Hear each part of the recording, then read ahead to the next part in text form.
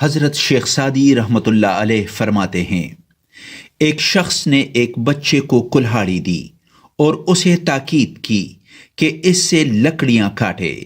لڑکے نے کلہاڑی پکڑی اور مسجد کی دیوار کھودنا شروع کر دی۔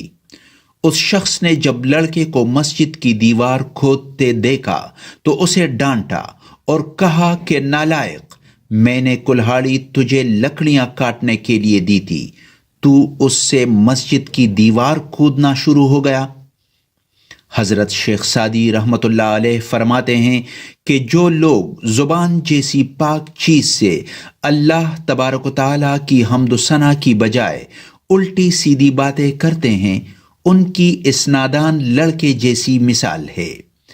اس سبق کا نصیحت آموز پہلو یہ ہے کہ زبان کی حالت یہ ہے کہ اللہ تبارک و تعالیٰ نے اسے اپنے ذکر کے لیے بنایا ہے، اور انسان اسے غیبت، چغلی اور جھوٹ بولنے کے لیے استعمال کرتا ہے۔